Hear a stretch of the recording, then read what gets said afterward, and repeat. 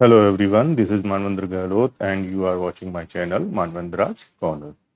तो आज का वीडियो जो है उन विद्यार्थियों के लिए है जो कक्षा 10वीं का बोर्ड का फॉर्म माध्यमिक शिक्षा बोर्ड राजस्थान की ओर से भरने वाले हैं। यानी वे विद्यार्थी जो नियमित किन्हीं विद्यालयों में अध्ययनरत है और माध्यमिक शिक्षा बोर्ड की 10वीं की परीक्षा में सम्मिलित होने के लिए बोर्ड आवेदन करना चाहते हैं। तो आज के इस वीडियो में मैं उन विद्यार्थियों से रिलेटिव विभिन्न समस्याओं पर चर्चा करूंगा, किस तरीके से बोर्ड का फॉर्म आपको भरना है और बोर्ड फॉर्म भरते समय क्या क्या आपको सावधानियां रखनी है। इसके साथ ही इन दस्तावेजों के बारे में भी बताऊंगा जो आपके बोर्ड के फॉर्म के साथ अटैच होकर माध्यमिक शिक्षा बोर्ड राजस्थान अजमेर को जाएंगे। तो स्टेप बाय स्टेप हम बात करते हैं किस तरीके से आपको बोर्ड का फॉर्म फिल करना है। यानी आपका विद्यालय आपको बोर्ड फॉर्म की हार्ड प्रति जो है वो भरवाएगा। उस हार्ड प्रति से आपका बोर्ड का फॉर्म ऑनलाइन किया जाएगा। तो आपको हार्ड प्रति भरते समय किन बातों का ध्यान रखना है और किस तरीके से आपको हार्ड प्रति बोर्ड की भरनी है, इस वीडियो में हम इसे जानेंगे।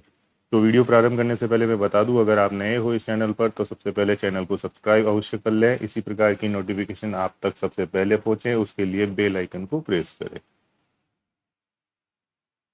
तो विद्यार्थियों कक्षा 10वीं बोर्ड आवेदन के दौरान जो आपके संलग्न दस्तावेज होंगे, यानी जो बोर्ड फॉर्म के साथ आपके दस्तावेज जाने वाले हैं, उनसे संबंधित मैं बात करूंगा। आवश्यक तैयारी आपको पहले ही क्या कर कर रखनी है वो आप भली भांति जान लें। तो मैं बात करूंगा न्यू स्टूडेंट और ओल्ड स्टूडेंट के लिए। न्यू स्टूडेंट कौन है? ये वो स्टूडेंट हैं, ये वे विद्यार्थी हैं जो इसी वर्ष जो आप बोर्ड फॉर्म जिस विद्यालय से भर रहे हैं उसमें प्रवेश उन्होंने लिया है।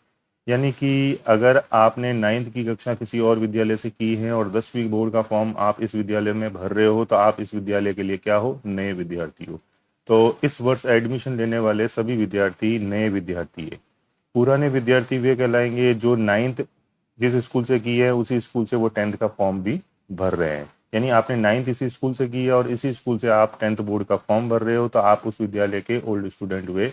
यानी जो पहले से पूर्व से जो पढ़ते आ रहे हैं विद्यार्थी वो ओल्ड स्टूडेंट में रखेंगे। अब नए विद्यार्थियों को क्या बोर्ड के फॉर्म से रिलेटिव जो दस्तावेज है वो तैयार करके रखने हैं, तो उनकी बात कर लें। आपको 2 पासपोर्ट साइज फोटोग्राफ जो है वो खिंचवा लेने हैं। स्कूल यूनिफॉर्म में ये फोटो जो है वो खिंचवा कर आप तैयार रखें। बोर्ड आवेदन शुल्क जो है वो आप तैयार रखें क्योंकि आपका विद्यालय आपको इसकी सूचना देगा। बोर्ड फॉर्म भरने के साथ बोर्ड आवेदन शुल्क भी आपको विद्यालय में जमा करवाना पड़ेगा। कक्षा 8वीं की अंक तालिका जो है, यानी कक्षा 8वीं की आपकी अंक तालिका जो भी है या प्रमोशन सर्टिफिकेट जो है उसकी प्रमाणित फोटोकॉपी आपको करवा के रख लेनी है। प्रमाणित फोटोकॉपी का मतलब है कक्षा 8वीं की अंक तालिका की आप फोटोकॉपी करवाएं। उस फोटोकॉपी को उसी विद्यालय से आपको प्रमाणित करानी है जहां से आपने 8वीं की है। नवमी की कक्षा 9 की जो अंक तालिका है उसकी भी प्रमाणित फोटोकॉपी की आवश्यकता आपको पड़ेगी। आपने जिस विद्यालय से कक्षा नवमी उत्तीर्ण की है, यानी नवमी का आपका अंक तालिका या प्रमोशन सर्टिफिकेट जो भी है उसकी फोटोकॉपी आप करवाएं। उस फोटोकॉपी को उसी विद्यालय से आपको प्रमाणित करवा के लाना है जिस विद्यालय से आपने नवमी उत्तीर्ण की है। इसके साथ ही इन चीज़ों के साथ आपको स्थानांतरण प्रमाण पत्र की फोटोकॉपी भी करवानी पड़ेगी। यानी स्थानांतरण प्रमाण पत्र यानी टीसी जो है वो आपने प्रवेश के दौरान इस विद्यालय में जमा करवाई होगी, तो इसकी एक फोटोकॉपी आपने रखी होगी। उस फोटोकॉपी को आपको क्या करवाना है? उसी विद्यालय से प्रमाणित करवा के लाना है। यानी जिस विद्यालय से आपने टीसी जारी की है, जिस विद्यालय ने टीसी जारी की है उस विद्यालय से आपको पुनः उस फोटोकॉपी को प्रमाणित करवा के लाना है। तो ये दस्तावेज जो है आपके बोर्ड फॉर्म के साथ जाने वाले हैं, तो इसे पूर्व ही तैयार करवा के रख लें क्योंकि हार्ड कॉपी जब भी आपसे भरवाई जाएगी इन दस्तावेजों की मांग स्कूल के द्वारा आपसे की जाएगी। तो उस दौरान आपको असुविधा न हो, अभी ही आप इन चीज़ों को तैयार करके रख लें। अब बात करते हैं वे विद्यार्थी जो पहले से इसी विद्यालय में पढ़ रहे हैं और अब 10th बोर्ड का फॉर्म जो है वो भरने जा रहे हैं। तो आपको भी 2 फोटोग्राफ पासपोर्ट साइज की खिंचवा कर रखनी है। ये फोटोग्राफ आप विद्यालय यूनिफॉर्म में खिंचवाएं। बोर्ड आवेदन शुल्क आप तैयार रखें, आपका विद्यालय इस संबंध में आपको सूचित करेगा। कक्षा 8वीं और कक्षा 9वीं इन दोनों की अंक तालिकाओं को आपको फोटोकॉपी आपको तैयार करके रखनी है। यानी 8वीं की अंक तालिका की फोटोकॉपी और कक्षा 9वीं की अंक तालिका की फोटोकॉपी आपको करवा लेनी है, ये विद्यालय में जमा करवानी होगी। इसके साथ ही यदि आप विकलांग श्रेणी के विद्यार्थी हैं, किसी भी प्रकार की विकलांगता आप में है, तो ऐसी दशा में दोनों ही विद्यार्थी यानी नए और पुराने दोनों ही विद्यार्थियों को विकलांगता की दशा में सक्षम अधिकारी द्वारा जो जारी प्रमाण पत्र है उसकी सत्यापित फोटोकॉपी आपको देनी होगी। तो जो विकलांग विद्यार्थी है उनके लिए केवल बोर्ड टोकन शुल्क लेता है, उसके लिए फीस उनकी जो है वो कम हो जाती है। तो ऐसी दशा में बोर्ड को जो है इस संबंध में सक्षम अधिकारी द्वारा जारी किया गया प्रमाण पत्र जो है वो बोर्ड फॉर्म के साथ संलग्न होना जरूरी है। तो ये उन्हीं विद्यार्थियों के लिए है जो विकलांगता की दशा में आते हैं। ये विद्यार्थी अपना ये सर्टिफिकेट भी यानी इसकी भी एक कॉपी आप फोटोकॉपी करवाएं और उसको प्रमाणित करवाएं, किसी भी जो राजपत्रित अधिकारी है उससे प्रमाणित करवाकर इस फोटोकॉपी को तैयार रखें। अब बात करते हैं आपकी बोर्ड फॉर्म की जो हार्ड प्रति है उसके बारे में। तो विद्यार्थियों, ये माध्यमिक शिक्षा का यानी 10th बोर्ड का आवेदन पत्र है। ये आपका विद्यालय, ये फॉर्म आपका विद्यालय भरवाने जाएगा और इस फॉर्म को भरते समय आपको किन बातों का ध्यान रखना है और क्या भरना है उसके बारे में बात करते हैं। तो बच्चों, जो पहला बॉक्स है यानी ये, इसमें आपको एसआर नंबर भरने हैं, छात्र रजिस्टर क्रमांक या प्रवेशांक कहें तो स्कॉलर रजिस्टर क्रमांक, प्रवेशांक एसआर जो होते हैं वो आपको यहाँ पर फिल करने हैं। अगर आपको एसआर पता है तो आप यहाँ पे भरें, आपको नहीं पता है तो आप अपने विद्यालय से पहले ही इसे पता कर लें।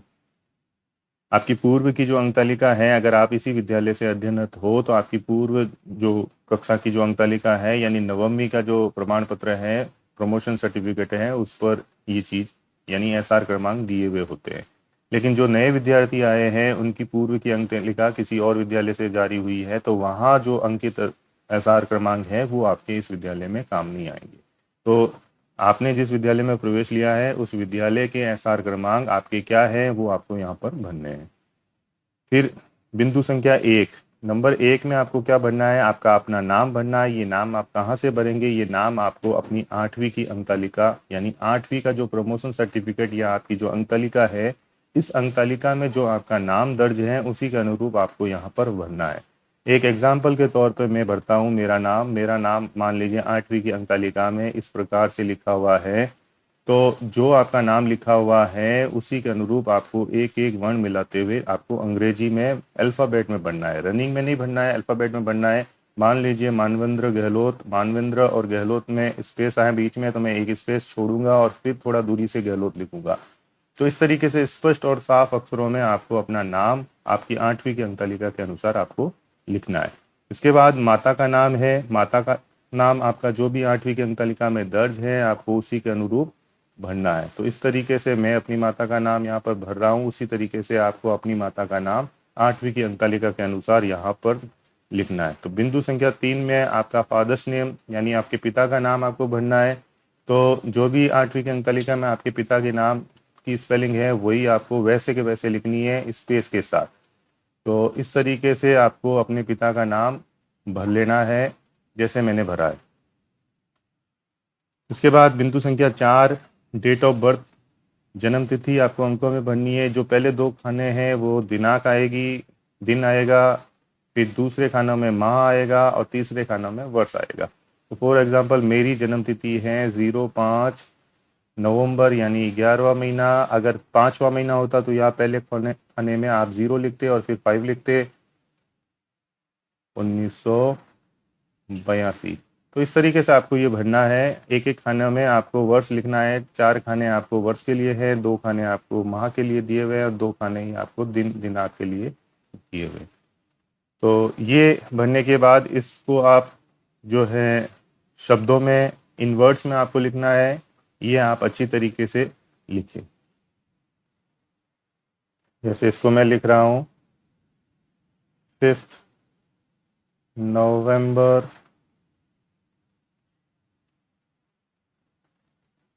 82।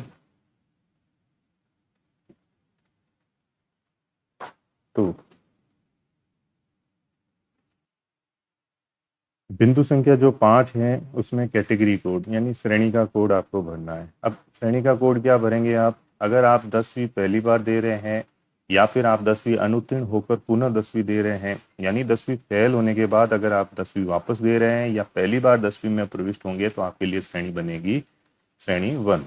यानी ऑल सब्जेक्ट। यहाँ आप लिखेंगे ऑल सब्जेक्ट श्रेणी 1। तो श्रेणी 1 के वे विद्यार्थी कहलाएंगे जो पहली बार 10वीं बोर्ड की परीक्षा में प्रविष्ट हो रहे हैं, संपूर्ण विषयों में ये बैठेंगे, और उसके साथ ही वे विद्यार्थी भी इसमें गिने जाएंगे जिन्होंने 10वीं के अनुत्तीर्ण रहे हो और पुनः 10वीं दे रहे हैं। लेकिन जो 10वीं पास हो गए और श्रेणी सुधार के लिए जो 10वीं दे रहे हैं, ऐसे विद्यार्थियों को श्रेणी सेकंड जो है वो चुनना पड़ेगा। तो यहाँ पर वे विद्यार्थी जो 10वीं पास हो चुके हैं और फिर से इम्प्रूवमेंट कर रहे हैं, 10वीं में श्रेणी सुधार कर रहे हैं, तो ऐसे विद्यार्थी यहाँ पर सेकंड भरें, अन्यथा सभी विद्यार्थी यहाँ पर आपको फर्स्ट भरना है। इसके अलावा और कुछ कैटेगरी हैं, एडिशनल सब्जेक्ट आप ले सकते हैं, अतिरिक्त विषय, प्राच्य भाषा जो श्रेणी 5 की है, और श्रेणी 6 जो है वो अंक सुधार से रिलेटिव है। यानी पर्टिकुलर किसी एक विषय में अंक सुधार आपको करना है, यानी आपने 10वीं कर ली और किसी एक विषय में आप अंक सुधार के लिए प्रविष्ट हो रहे हो, तो वो फिर यहाँ बनती है। तो 99 विद्यार्थियों के लिए जो है वो श्रेणी 1 ही जो है वो दिखाई देती है। तो आप सभी यहाँ पर श्रेणी फर्स्ट ही भरें, और अगर आपने 10वीं पास कर ली है और इम्प्रूवमेंट कर रहे हो तो आप श्रेणी सेकंड भरें। इसके अलावा अन्य कैटेगरी में कोई और विद्यार्थी आता है तो फिर वो उन्हें अपनी विद्यालय से पूछकर उसी के अनुरूप आप इसे फिल करें। इसके बाद जो बिंदु संख्या 6 है, ये केवल कैटेगरी 4, 5 और 6 के लिए है, ये आपके काम का नहीं है, इसे छोड़ दें। बिंदु संख्या 7 थर्ड लैंग्वेज, तृतीय भाषा आपकी जो भी है, ये कैटेगरी 1 और कैटेगरी सेकंड के लिए है। तो आपने कैटेगरी यहाँ फर्स्ट भरी है तो आपके लिए तृतीय भाषा जो है वो भरी जाएगी। आपने कैटेगरी यहाँ सेकंड भरी है तो भी तृतीय भाषा आपको चुननी होगी। तो यहाँ आपकी जो भी तृतीय भाषा है, आपकी जो तृतीय भाषा है उसका नाम लिखना है। मान लीजिए आप संस्कृत जो है तृतीय भाषा के रूप में लेते हैं, तो आपको यहाँ पर संस्कृत लिख लेना है। संस्कृत का कोड जो है वो 71 है, वो आपको यहाँ पर फिल कर लेना है। तो तृतीय भाषा यहाँ पर अलग भी हो सकती है, उर्दू हो सकती है, संस्कृत हो सकती है, या और भी कोई भाषा, पंजाबी जो है, मराठी या अदर वे जो भी लैंग्वेज हैं वो आप यहाँ पर ले सकते हो। तो आपके विद्यालय में जिस भाषा की मान्यता तृतीय भाषा के रूप में मान्यता है, वही भाषा आपको यहाँ पर भरनी है। तो आपको यहाँ पर अपनी तृतीय भाषा संस्कृत कोड 71 जो है वो भरने। इसके साथ जो है बिंदु 8 जो है ये आपको नहीं भरना है, ये व्यावसायिक ट्रेड वाले विद्यालयों से रिलेटिव है। तो जहाँ व्यावसायिक शिक्षा संचालित है उन विद्यालयों के विद्यार्थी यहाँ पर ये चीज भरेंगे, तो ये आपका काम का नहीं है, तो ये बिंदु आपको नहीं भरना है। बिंदु 6 आपको नहीं भरना है। इसके बाद बिंदु संख्या 9। बिंदु संख्या 9 आपके लिंग से रिलेटिव है, जेंडर से रिलेटिव है। आप मेल है तो मेल भरें, फीमेल है तो फीमेल पर राइट लगा लें। तो जैसे मैं मेल पे राइट लगाता हूँ। मीडियम, आपके जो भी मीडियम है, माध्यम है, यानी परीक्षा आप किस माध्यम में देंगे, हिंदी माध्यम के विद्यार्थी हिंदी में भरे, इंग्लिश मीडियम के विद्यार्थी इंग्लिश में भरे। आपके विद्यालय में जो मान्यता है, आपके विद्यालय में जिस माध्यम से पढ़ाई करवाई जाती है उस माध्यम को आपको चुनना है। वे विद्यालय जो दोनों यानी बोध मान्यता रखते हैं, हिंदी और इंग्लिश दोनों की मान्यता रखते हैं, तो उन विद्यार्थियों को इनमें से चूज करना है। वरना आप जिस माध्यम में पढ़ते हो आपको वो माध्यम जो है राइट कर लेना है। तो मैंने यहाँ पर हिंदी माध्यम को राइट किया है।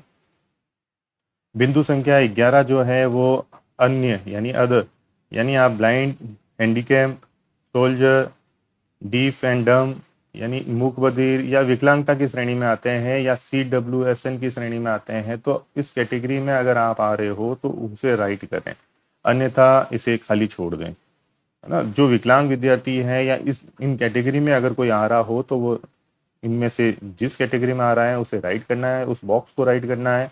लेकिन ध्यान रखें, अगर इनमें से आपने किसी एक पर राइट किया है तो उससे संबंधित आपको एक प्रमाण पत्र सक्षम अधिकारी का जो है वो आपको प्रस्तुत करना होगा। बिंदु संख्या जो 12 है वो BPL से रिलेटिव है। यस और नो पे राइट लगाएं। अगर आप BPL कार्ड धारी हैं, आपके पिता को जारी हो रखा है BPL कार्ड, तो आप यस भरें, अन्यथा आप नो भरें। EWS यानी आर्थिक रूप से अक्षम या कमजोर जो वर्ग है उसके लिए EWS है। इसमें अगर आप आते हो तो यस करें, नहीं तो नो करें। बिंदु संख्या 14 जो है वो कास्ट कैटेगरी से रिलेटिव है। जनरल है तो जनरल पे राइट करें, माइनॉरिटी है तो माइनॉरिटी पे राइट करें, अल्पसंख्यक है तो अल्पसंख्यक पे राइट करें। तो जिस कैटेगरी के हैं आप, उसके आगे वाला जो बॉक्स है वो उस कैटेगरी से रिलेटिव है। अगर आप जनरल कैटेगरी से हैं तो आपको इस बॉक्स को राइट करना है, माइनॉरिटी के हैं तो इस बॉक्स को करना है, SC हैं तो इस बॉक्स को करना है। इसी तरीके से ST, OBC, स्पेशल OBC है यानी SOBC, तो आप जिस कैटेगरी में हैं आपको वो कैटेगरी राइट करनी है। तो मैं OBC से हूँ तो OBC के आगे वाला ये जो बॉक्स है इसको मैंने राइट कर लिया। तो आपको ध्यान रखना है कि आपकी जो छात्रवृत्ति है, जो पुरस्कार हैं, बोर्ड परिणाम घोषित होने के बाद इन्हीं कैटेगरी वाइज जो है कट ऑफ लिस्ट जारी होती है छात्रवृत्ति के लिए। तो छात्रवृत्ति इसी के आधार पर दी है, तो इसीलिए आपको अपनी कैटेगरी या आपकी जो भी जाति श्रेणी है उसको आपको सही सही अंकित करना यहाँ पर जरूरी है। बिंदु संख्या 15 में आप अपना पूर्ण पता भर लें। जैसे मैं मेरा पूर्ण पता भर लेता हूँ।